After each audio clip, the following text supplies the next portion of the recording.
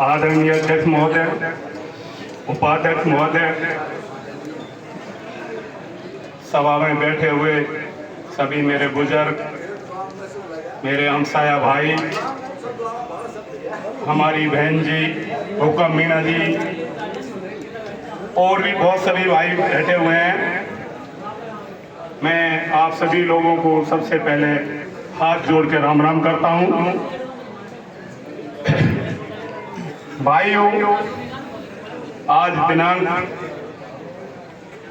6/7/2025 ये क्रांति का बिल्कुल बज चुका आज से।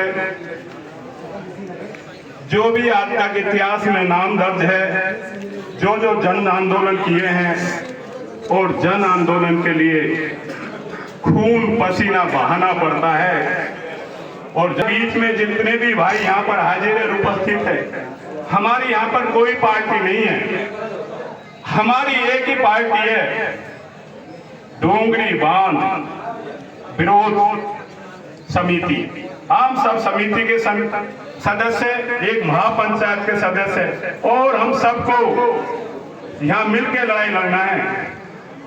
जब हम छाछ कर लेते हैं, आजकल मशीन लगा रखी है लाइट की, छाछ हो जाती है, लाइट कर देती है अपना आप, लेकिन घी निकालने के लिए आपकी बहन को, आपकी घरवाली को, आपकी माँ को टेढ़ी उंगली करनी पड़ती है।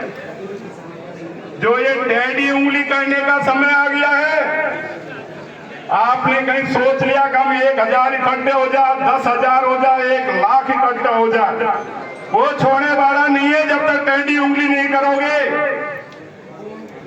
सबसे पहले तो मैं आपसे कहना चाहता हूं, हम जितने भी भाई पंचायत में आए हैं, सबको शांति का दान देना है, एक दूसरे भाई की इज्जत मान सम्मान को भी रखना है, चाहे वो किसी भी पार्टी का हो। इस सभा में जो आ गया वो सब बराबर का दर्जा रखते हैं, चाहे कोई बड़ा हो, चाहे कोई छोटा हो।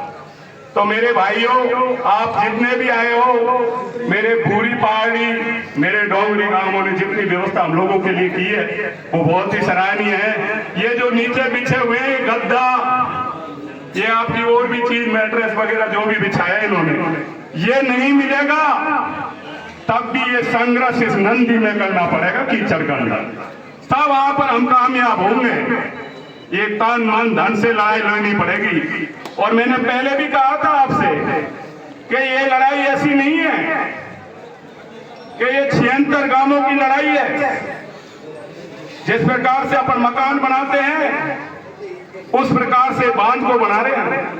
पहले एक सीढ़ी बांध को बनाएंगे, उस पर 30 मीटर के लगभग बना देंगे, जिसमें हमारे 70-80 गांव डूब जाएंगे। उसके बाद में ये दूसरी मंजिल बांध बनाएंगे, उसमें हमारे 150-200 गांव डूब जाएंगे। उसके बाद में तीसरी मंजिल बनाएंगे, हमारे 300-400 गांव डूब जाएंगे। एक गांव में जब शेर आ जाता है, एक आदमी को खाएगा, यार फलाने के खाया, हमको थोड़ी खाया। शेर की आदत बन जाएगी खाने की, धीरे धीरे हम सबको खा जाएगा। इसलिए शेर का इलाज करना भी जरूरी है। मैं ये नहीं कहता हूं कानून को किसी में हाथ में लेने की जरूरत नहीं है। आपके हमारे बीच में आपके बच्चे, आपके भाई, आपके चाचा ताऊ, जो कोई पुलिस में नौकरी कर रहा है, कोई और स्टाफ में नौकरी कर रहा है, कोई IAS है, कोई IPS है, कोई और कर्मचारी है, वो सब हमारे परिवार के सदस्य। कोई भी अगर यहाँ पर आता है, कोई पुलिस वाला है, कोई सिविल ड्रेस में है, हमको सबका मान सम्मान करना है। कभी भी उसको ऐसे नहीं सोचना ये पुलिस वाला हमारे बीच में क्यों आ गया है। उसकी ड्यूटी है, वो आएगा।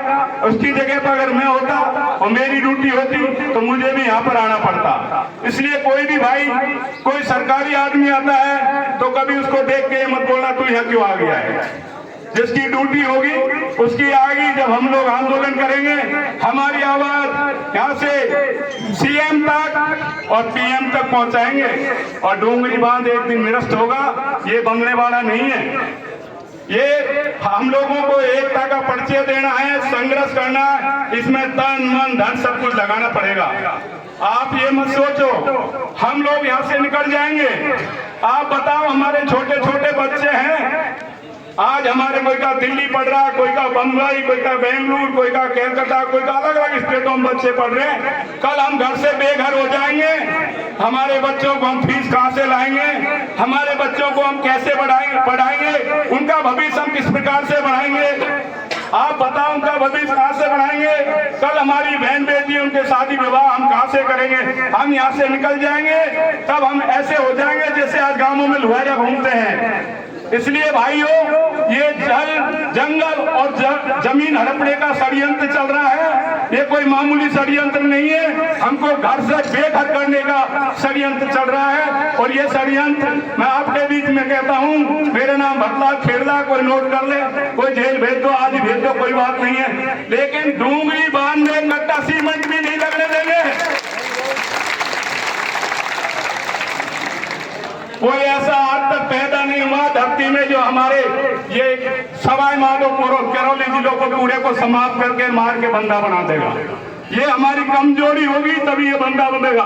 कोई भाई इस आशा में मत रहना। मैं आपको फिर याद दिला देता हूँ, एक बांध बना आपने पहले 1999 में बिशनपुर, उसमें जो उठ गए और 4 भाई 4 जिलाओं में चल गए अलग अलग। आज ब्याह शादियों में वो सम्मिलित नहीं होते हैं, उनको कुछ नहीं मिला। उनको 1 बीघा जमीन का 2000 में 11,000 रुपए बीघा मिला उनको। आपको ये बड़े बड़े सपना दिखा रहे, 50 लाख मिल जाएंगे, 40 लाख मिल जाएंगे।